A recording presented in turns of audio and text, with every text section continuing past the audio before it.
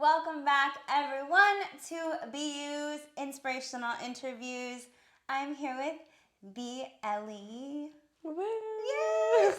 And for those that you don't know, I personally know Ellie. We worked together. She is so badass. Like, she can lift as much as a dude can while looking like this.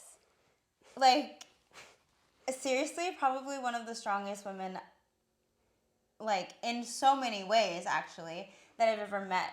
So she inspires me daily. She has quickly become one of my favorite people. And I'm very happy to have her on the show and to say as much or as little as you want. Remember, it's totally up to you what you want to share. But yeah, Ellie, like, first of all, let's start off with you sharing who you are and something that you're proud of. Okay, so the best way I like to describe myself is someone who works really hard at being the best version that I can be. And that pride really, the thing that brings me pride has really a lot to do with the way I was brought up in the world and then how I've pushed myself to not let the way I grew up impact the person I am today.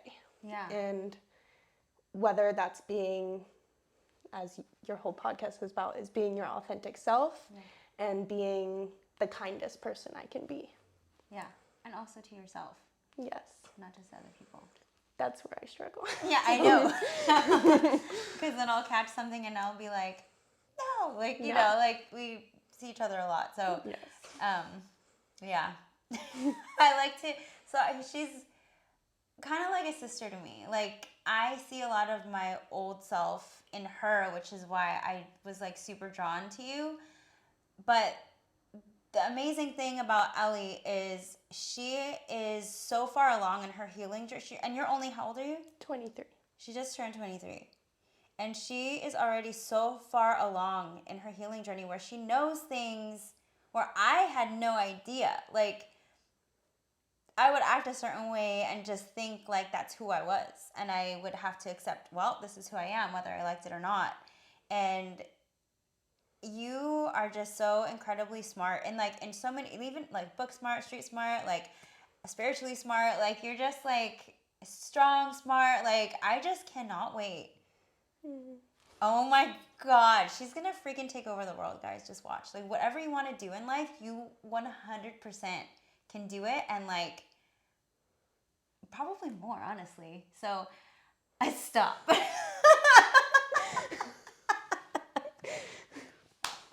Pull yourself together.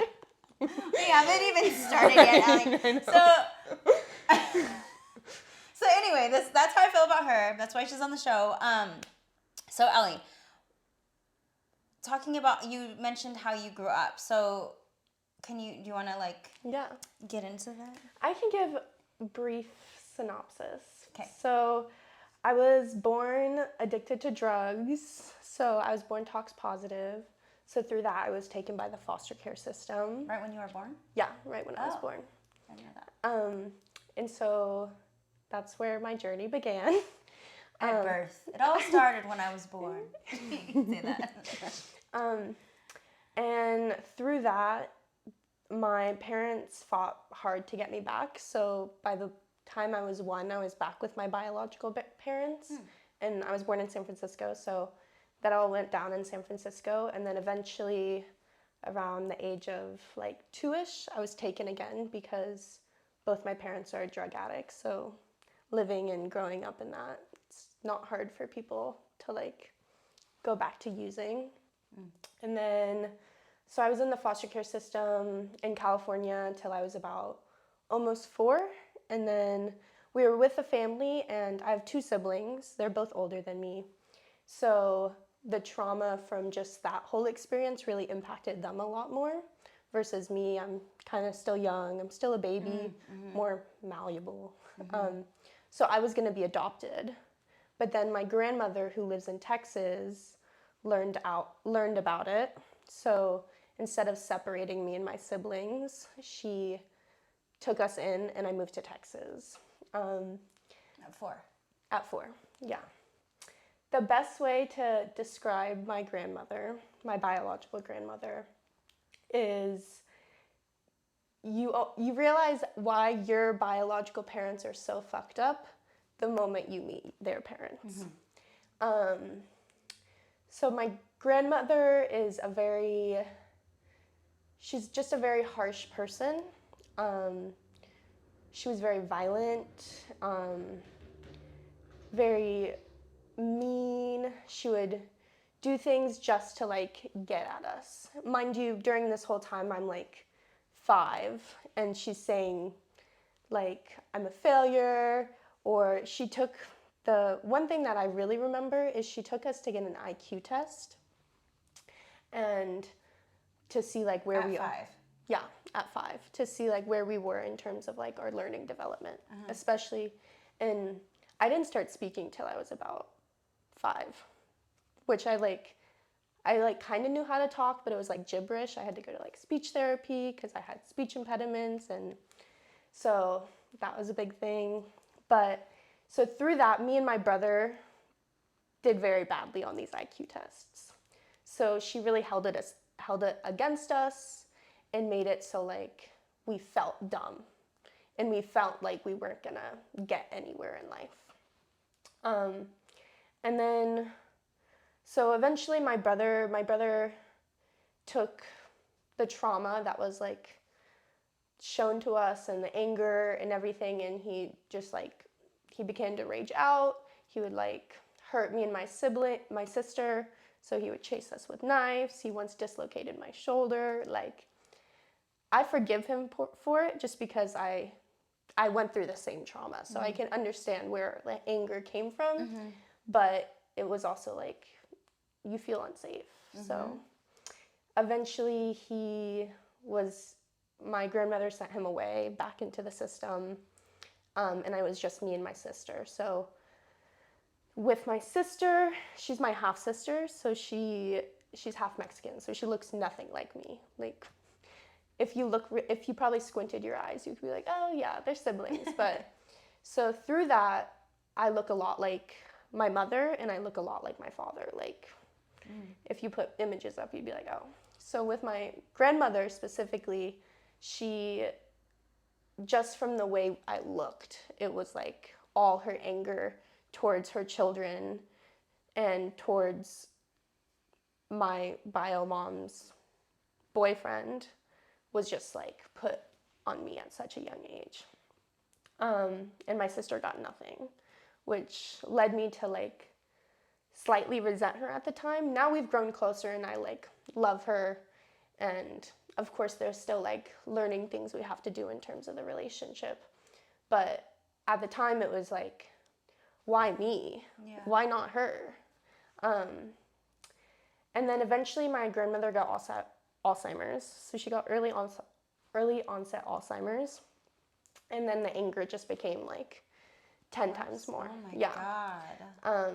She got way more violent, way more like I would ask to do something, she would say yes, she would forget, she would say yes, and then she would lash out on me. Again, I'm like 7, so it's like, what am I doing wrong? Yeah. Jeez. So eventually, like through this, I myself was going through a lot. I wasn't like the best kid in the world, but that doesn't mean like any anger should be put upon you.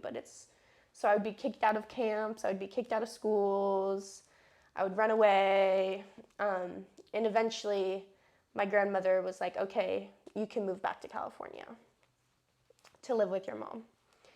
And so I was 10 now, and I was planning to move back to California. I thought my life would be completely different. Like, I remember sitting on the plane and being like, do I finally catch a break? Like, maybe I can finally be happy. I can be back with my mom. Everything will be great. At 10. At 10. It was not like that. Yeah. She was still using. So, like, when I first arrived, there was, like, no one in the house. It was just me and her. Within 2 weeks, 5 people had moved back in.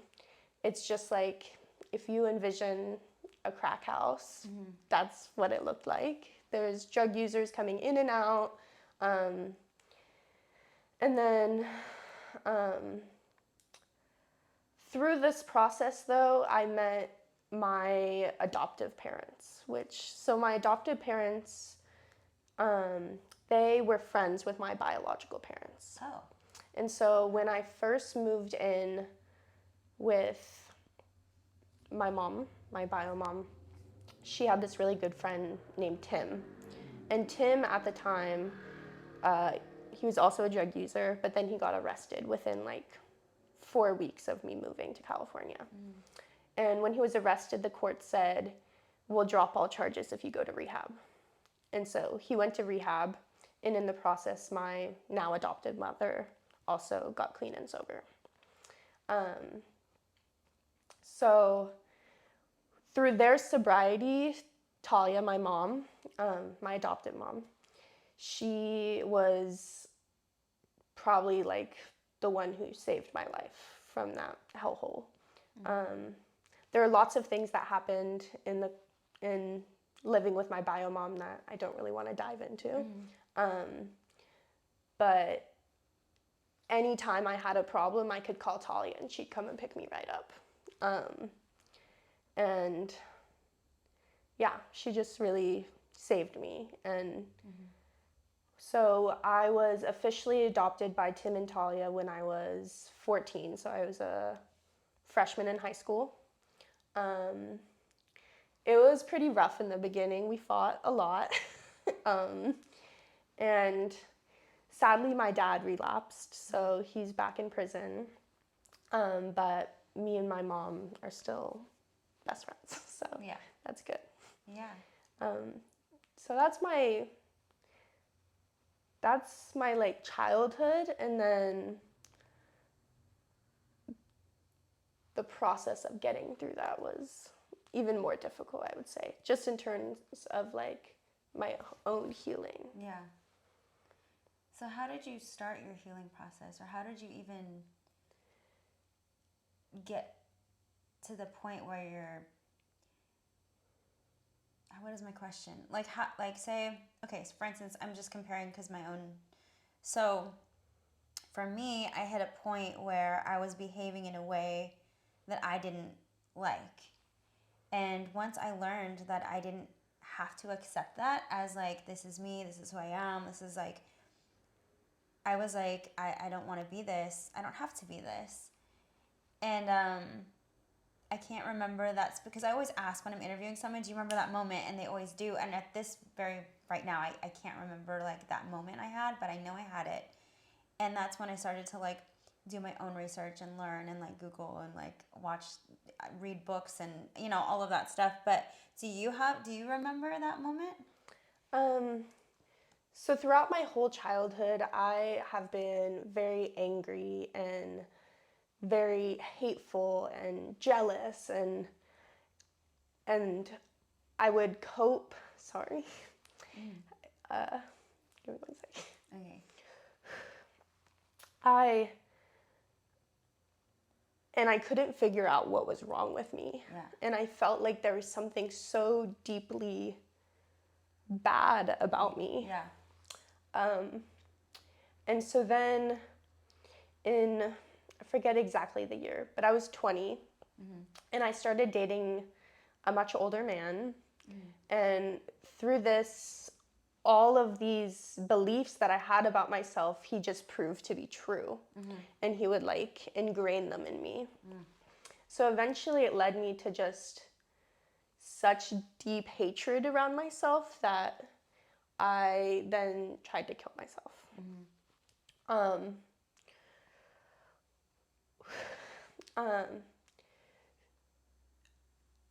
Was it the best thing that's ever happened to me? I would honestly say almost yes, because it's changed my life. Hitting that rock bottom in a way that you're like, do I really want to do this again? Mm-hmm. Is this really like, do I really want to die? Yeah. Or do I actually want to live? And after coming to that point, it was like, I want to live and I want to be, again, my best version of myself. Yeah. And I don't want to be so mean to myself, and I want to forgive myself, and I want to try to put kindness into the world that I wasn't given. Mm-hmm. Yeah. Yeah. So, yeah, that was the rock bottom, but also the growing point Yeah. of where I grew from. Yeah. And do you feel liberated from that, where you're like the phoenix? You Exactly. know, like the story of the phoenix, where it's ashes and then it's like whoosh. Exactly. You know? Yeah. So that's awesome that you skyrocketed into this, I'm gonna do this. And of course, like, the healing journey is never like linear. Of course, like, yeah. it's not a graph. Like, it goes whoop whoop whoop whoop, Yeah. whoop, whoop, whoop, whoop, like, you know. So can you compare your mindset from the day before, like when you're like, okay, I'm gonna do this, and the day after? Can you compare those two mindsets? So, the day before, I was just extremely anxious all the time, like so stressed out that it felt like my like whole world was like imploding on itself. Mm-hmm. It was almost like I was in like a form of psychosis in which it's like I felt like I was going crazy. Mm-hmm. And I couldn't see reality from not reality. At the time, I would also like to say I was using a lot of drugs. Clean and sober now. But, so that probably added to the psychosis bit. So, I wouldn't say the day after changed a whole lot. It probably took a week or two for me to really sit down with myself and think about what I wanted and where I wanted to go in life and what I wanted to be in life. But once I really sat down and thought about all that, it almost like gave me a sense of passion and purpose. Exactly. I felt like I had a purpose, and I felt like I wanted to do something with myself, and I wanted to not only do it for other people and do what other people wanted me to do, but do it for me and be happy for myself. Mm-hmm. Yeah. So how do you feel now? Like, okay, hold on. Let me ask you, talking about it right now, where you stand right now, what is that like to go back to little Ellie and tell her story, and then as you sit here like in your power, and I did preface this with how amazing you are now, and you're only 23, so you have so much time to like become this, and you already are, so that's why I'm saying, like, oh my God, I'm gonna watch you on TV one day where you're freaking have this nonprofit of like this and this, and I don't know, like I can see it already, so I'm excited for that. But at this point, we'll call it like maybe not even the midpoint, like the midpoint to the midpoint, right? Sitting here at this level and looking back and telling little Ellie's story, what does that feel like? Like, does it feel a little bit of like also a form of healing, or? I have a hard time telling this to myself, but I feel proud of who I've become. Good. And I feel proud that I consistently push myself day after day to do the things I say I'm going to do to myself. Like, wake up, go to work, go to school, try to meet new people, put myself out there. And that's just like with friendships. And like the other day, I saw this girl I've been seeing at the gym every single day, and I'm like, she's hella kick-ass. And instead of just sitting there and with like uncomfortable feelings of I don't have friends, I went up and introduced myself and asked, do you want to work out together? Which, looking back, I would have never, ever, ever done. But it's with the sense of security in who I am now that I feel comfortable doing that. Yeah. And it's like the tiny little things like that I'm like, maybe I am healing. Maybe, because of course there's those days in which you don't feel like you've changed at all. And you're like, these are the exact same thoughts I've had for my whole life. Why am I still having these? But then it's those tiny little moments in which I'm like, wow, go you. Yeah. And that is the old programming, though. Like, it's not you. It's not that you're having the thoughts as the same frequency. Oh God, we're gonna get pretty deep. Hopefully, you all have been watching and know that I like to talk about neuroscience and quantum physics and all of those nerdy things as I push up my glasses. But what I've studied and learned from all the books that I've read and the podcasts I've listened to and all the whatever, I've learned that when we have progressed in life and there are factual evidence of like that you have progressed, you are at a different frequency, because everything in life is a frequency, and when we're in those low vibrational frequencies, we attract low vibrational things. So you level up and you notice like, ooh, this isn't happening as much anymore. You're on a different frequency, and then you just keep turning the dial basically, and like you think of a radio frequency, you keep turning it up, up, up, up.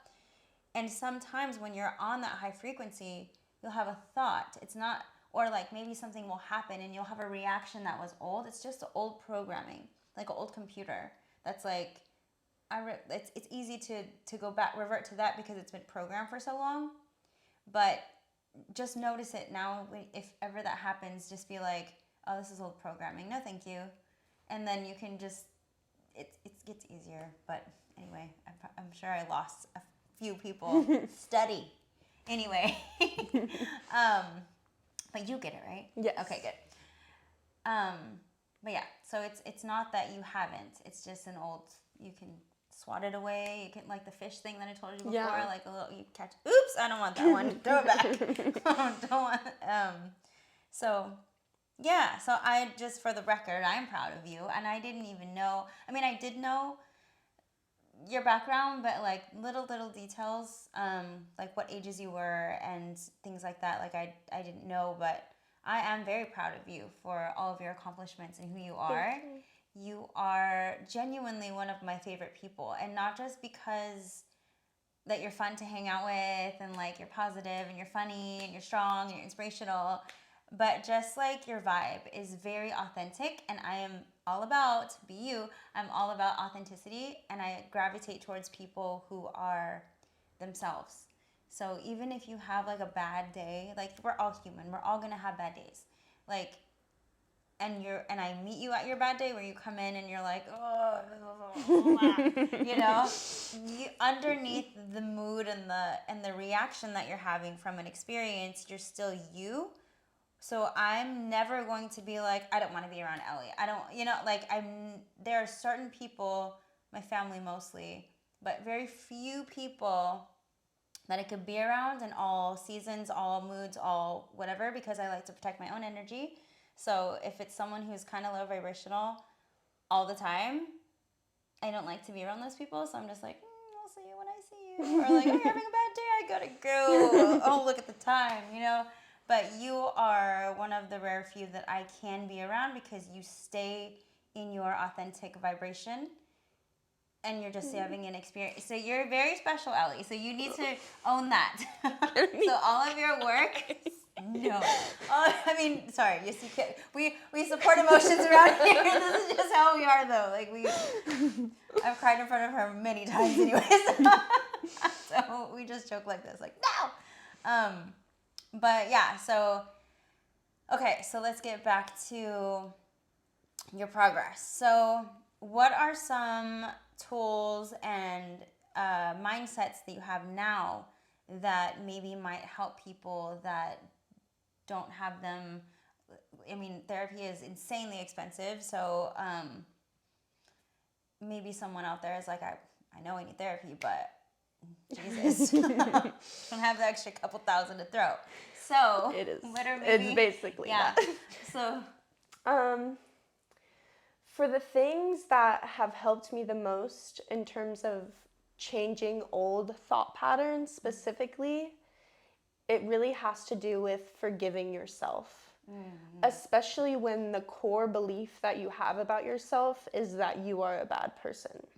And when that's your core belief, it's looking back at that old version of yourself, or even like if it was yesterday and you said something mean, it's something that I've been practicing is, what were my vulnerabilities? What was I? Was I hungry at the time? Was I tired? It's just even those small things. It's really gonna change, especially for an already, like, I can say I'm an emotional person, but when I'm on top of that, haven't eaten all day, I'm not gonna be a very nice person to the people around me. Yeah. And that doesn't make me inherently bad. Yeah. It was just, I was hungry and I'm not giving myself the right amount of fuel to like let my brain process the emotion properly versus just saying what first comes to mind. Versus if I'm fueled and I have food in my system and I have enough sleep, I can sit with that emotion and be like, wait, that was kind of mean. Let me sit with that. Let me see what I actually want to say, and then say what I like am actually feeling. That is so good. Oh my God, I'm gonna use that because Yeah. I sometimes. Do you remember? There have been many times. Remember when I was like having a moment? That's what I call it. I was having a moment, and this man walked by, and he was bald and a little brown. Oh yeah. And he was wearing blue, and I called him a blueberry. And I immediately started crying after because I thought that was so mean. And I was like, why did I say that? And I started crying because, I mean, yes, it was funny, but at the same time, it's mean. Like, he's just minding his business walking along, and I said that he looked like, he didn't hear me, but she heard me and I heard me. And I immediately regretted it. Like, the instant I said it, I was like, because I don't like to be mean. And especially for someone who doesn't deserve it. I don't like that. So I hurt my own feelings in acting that way. Yeah. And yeah, so I caught it immediately, which is great. But at the same time, I love that you said, wait, what are my conditions today? Like, what is going on? Am I stressed out from something? Have I fueled myself properly? Like, am I tired? Like, I didn't just say that because I'm a mean person, you know? I might have blurted it out because I was in an aggressive mood because of whatever the circumstances were. So I did not know that, and thank you for that tool, because I absolutely will check myself every time I act a way that I'm not proud of. I'll be like, hold on. Why am I behaving this way? What I've learned is like your brain has these automatic like ingrained pathways, and like you're not like, what like healing does is it's opening other pathways for your brain to use. And if you're not like, if you're tired, your brain is going to go to the easier pathway that it's formed. So that's why. That's something. Yes. Remember I made the analogy of a walking path? Exactly. Oh my God, yeah. Yeah, exactly. It's That the is same so- thing, but it's yeah. literal, like Your brain. Yeah. Yeah. Oh, that's so cool. That's so awesome. Well, thank you for sharing your past. Let's talk about what, I know you said what you're most proud of, but what is something that you've accomplished that you have a lot of pride in? Ooh. And it can be many things. It doesn't have to be one thing. We'll start with the first thing, that I have not used drugs in over 2 years now. Okay. So do you have an anniversary or no? March 23rd is my sobriety anniversary. And then I just finished my first semester back in school, which I am very proud in. I got straight A's in, and looking back at my old schooling, let's just say it didn't go as well. Well, yeah, because you were harassed and told that like your first experience of like being smart is your grandma telling you you're not, and then just continue, and all this heaviness that you're carrying with you as a child in school. Of course, you're not gonna be able to focus or like. Yeah. Of course, you know. So. Yeah, grandma. Straight A's. Yeah, straight A's. In college. Anyway. And then I live by myself. I don't think a lot of 23-year-olds can say that. No. So, yeah, just me being by myself and being able to take care of myself is something I'm proud of. Yeah. Going to work every day, going to school, waking up, doing my dishes. Like, my mom used to force me to do my dishes, and now I'm here doing it by myself, which is like crazy thoughts. It's just truly the small, like, especially when you live by yourself, it's like a true expression of like self-love. It's like, how do you take care of the place you live in? And that just like shows how you take care of your own self. Yes, 100%.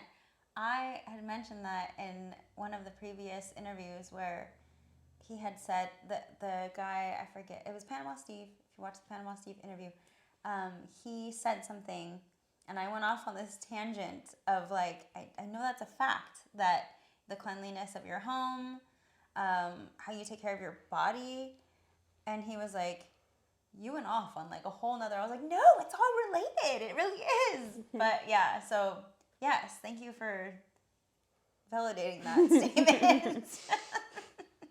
But yes, it's very true.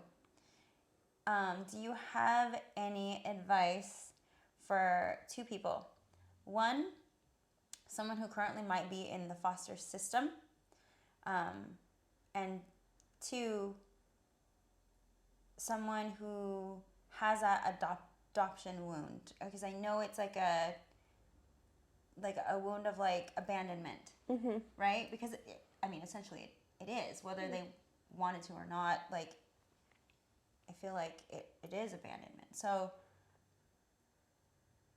I'll go with the first. Okay, sorry. So for the foster care, for anyone in foster care, you can do it, and it's really, people are going to tell you you can't, people are going to try to push you down, and there's going to be all these limitations that are set on you. But if you truly put your mind up to what you want to do, you are 100% capable.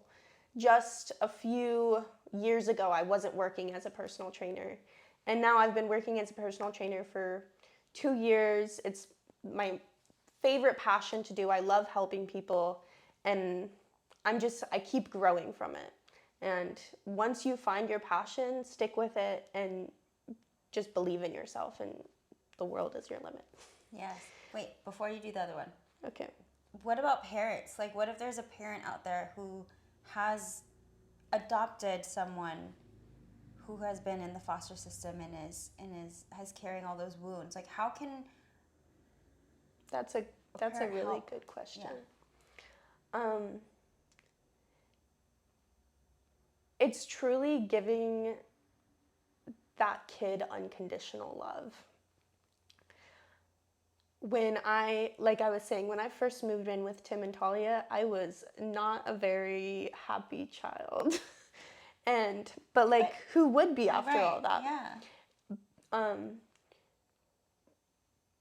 And yes, me and my mother still fight a lot, but it's that we come back together, and it's very much that she knows I love her, and what she does really well is she tells me she loves me. And it's not so much about the punishment that you're going to give the kid, it's about the positive reinforcement that you give the kid. It's they do something that they're proud of, and you positively reinforce that. It's not the expectation of, I want this kid to be good at school. It's this kid wanted to play soccer and they got on the soccer team, and that's what you're positively reinforcing. It's letting them find their passions and their joys, and not pushing what your expectations are onto them. I think is, yeah. Yeah. I forgot the third one. The second question. Yeah. For the adoptive wound. Yes. I think you called it. Yeah.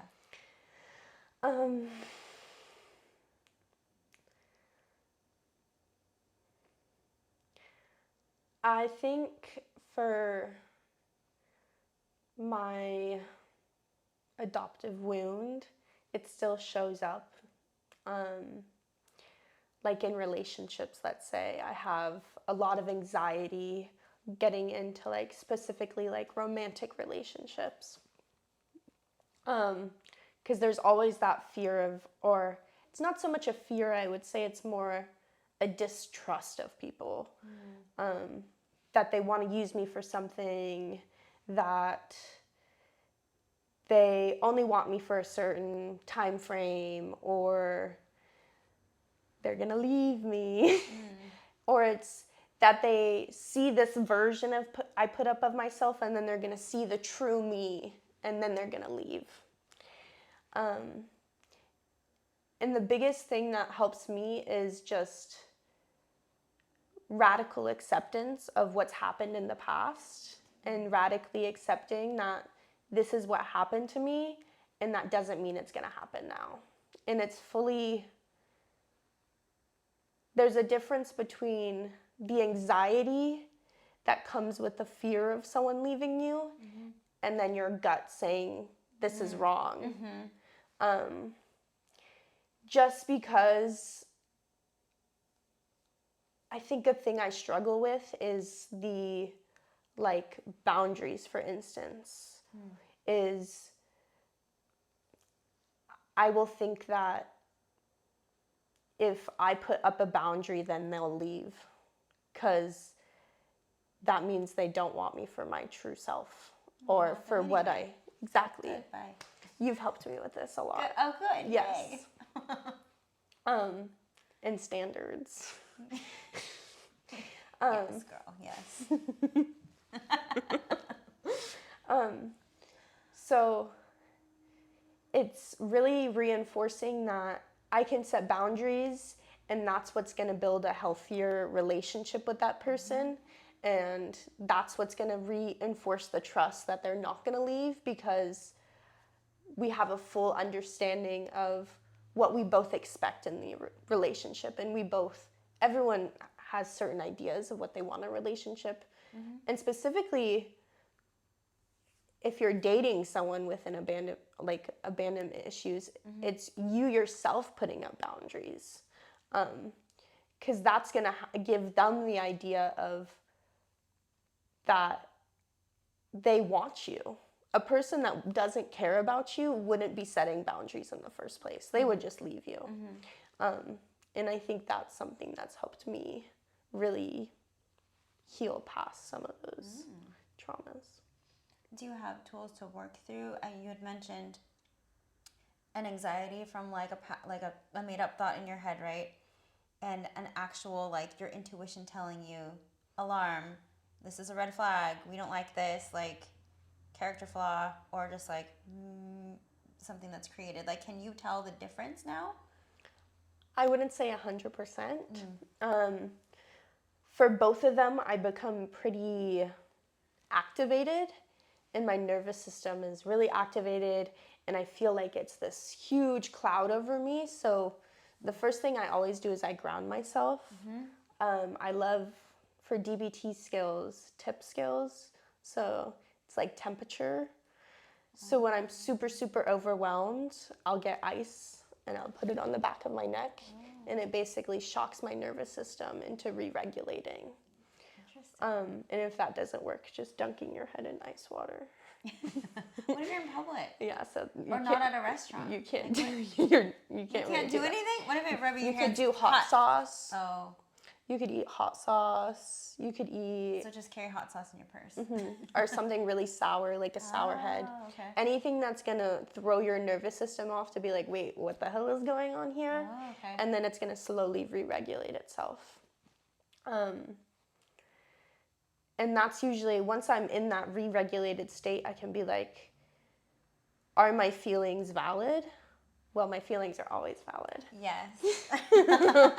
But are the thoughts behind whatever's creating those feelings, are those thoughts yes, valid? exactly. Okay. Yeah. Or a way I also like to look at it is, if this were happening to my best friend, would that be acceptable? Or would I be like, check the facts? Yeah. And usually it's acceptable for you to leave. Well, let me show you the door. Yeah.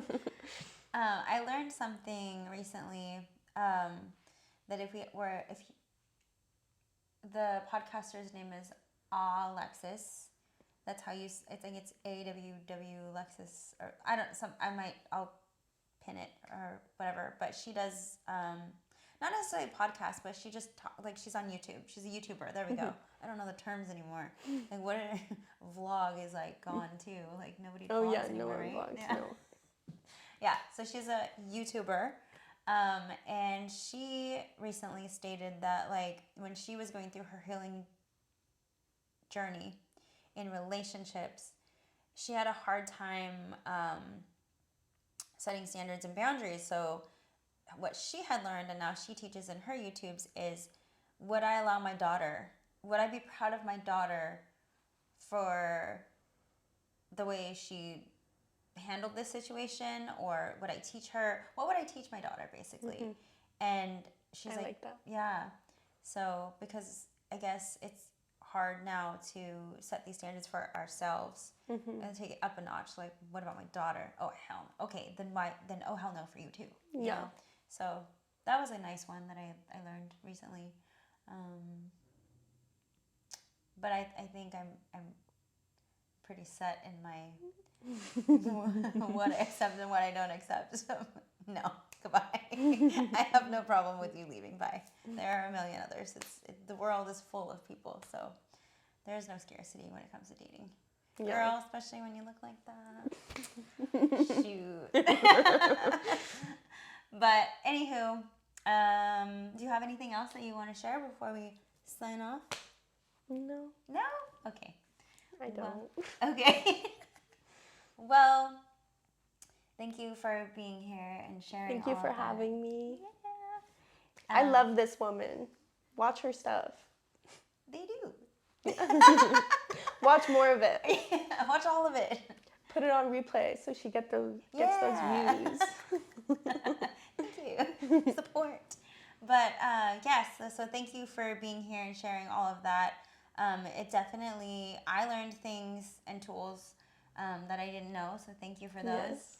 And I'm sure there's a lot of people that are like, light bulbs went off, like, oh my God, yes. So thank you for helping me, for helping the BU community, and for being you.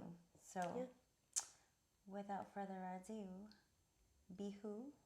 Be you. Yeah! Yay! Woo!